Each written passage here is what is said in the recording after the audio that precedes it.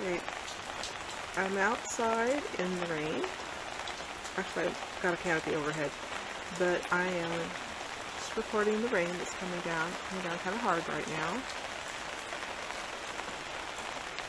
That's my little succulent garden over there. It's doing really well, except my grandchildren like to eat the leaves.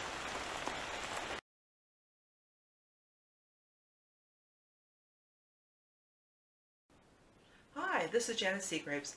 Welcome to my channel. I'm a published author of, at this point, 9 published books. Yeah, my hair kind of looks like I stuck my finger in a light socket. We're having a lot of moisture right now. A lot of rain here in California, but that's fine. We need the moisture. Okay, today I want to talk about critiques. The first publisher I ever worked with suggested I work with a critique group to help improve my writing. And since that time, I have, on the average, done about a critique every couple of weeks for the last 10 years. I've gone through 5 critique groups, and I even took a workshop so that I know what I'm doing. Here are some things to consider if you have been asked to do a critique or doing critiques, or maybe you're beta reading. Please keep in mind this is somebody's baby. They most probably have slaved away on this manuscript for months, if not years. So be kind. They may never have had any feedback on their work before, so they might be a little sensitive on the subject. Say nice things about in the pages about the manuscript that you're working on. If you've noticed some misspelled words, simply correct them within the page and move on. Or leave a comment in a comment bubble, which should read something like, I think you mean this word.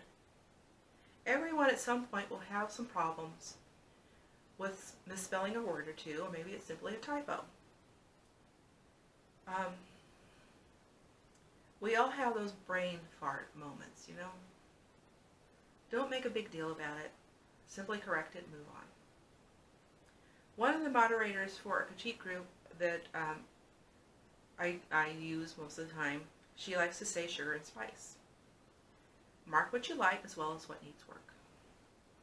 If nothing else, compliment the genre they're writing in. I find that if you compliment the writer, they are more likely to accept the changes that you're suggesting. They won't feel like you're personally attacking them. And remember, it's suggestions. They didn't hire you to be their editor. All critiques should be done in the body of the page or pages that you're working on. Use the comment bubbles in the edit format. I always go through the story first before I make a note at the start of the page, or pages. The note will usually start with why I like their story. For example, I might write something like, vampires are very popular right now. Or, I love your characters, I can totally see them. Or, this scene was very exciting, it really grabbed me. Next, I'll drop down to a paragraph to write, good job, and I'll put a little smiley face there. And then I'll start another paragraph that will begin with, and now for the critique. Sometimes I'll write that the pages are well written, and I only need to mark a few things here and there. That will actually relax your critique partner, who up to this point might be really tense. Then I'll go into things I noticed, things to watch out for. Maybe it was you used look and looked a lot, so I highlighted all I could find. And then I'll finish the note with this disclaimer. This is my opinion only. Please take it with a grain of salt. Use what works and toss the rest, and with every critique, your mileage will vary.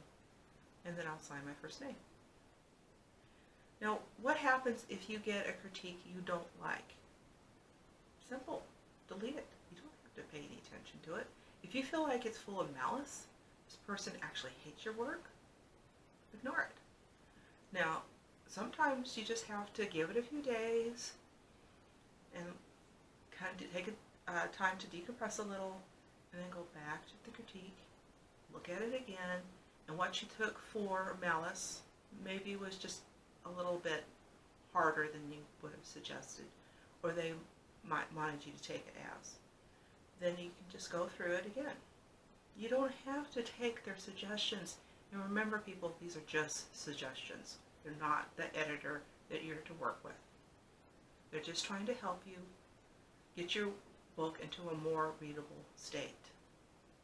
Okay, that's all I have for you now. Thank you so much for joining me.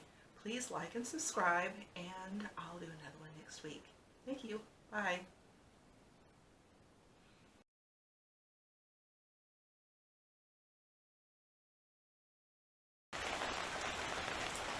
Here. There is a nectarine tree. It has just the prettiest blossoms I think I've ever seen. It makes really, really wonderful nectarine, or produces very, very tasty nectarine fruits.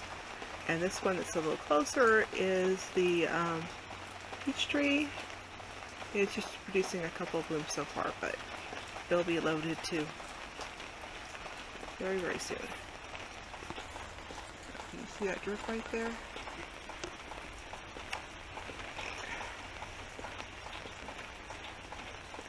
A lot of water coming down.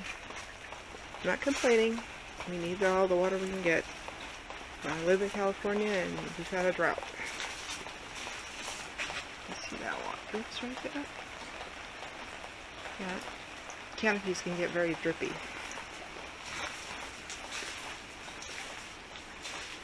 This is a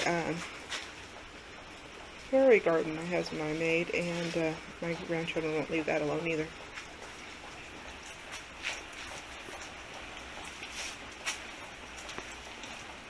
There's some more drips. I don't know if you can see that or not.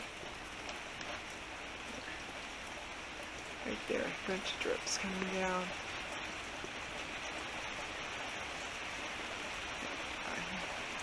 Got a lot of water right now.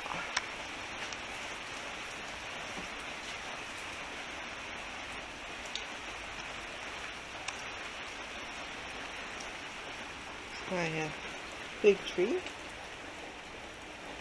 produces really nice figs. Just a few of them though.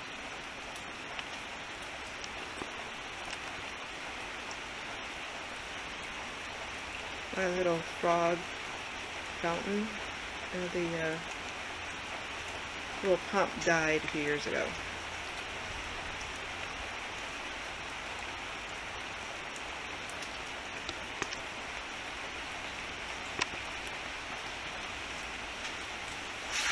I need to pull out that dead tomato plant. It looks terrible.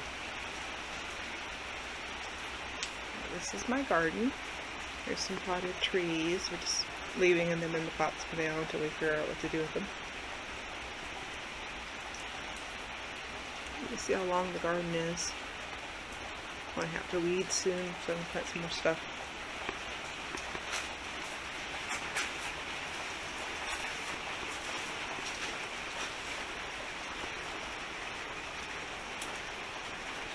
And that's our new plastic shed. We put some things away, and those are my children's play area, another extended play area.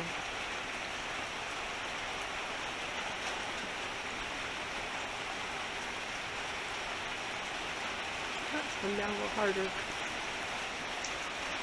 We've had hail a couple times already.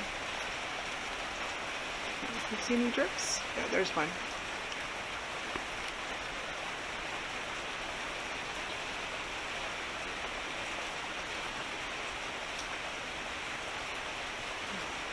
Love the rain.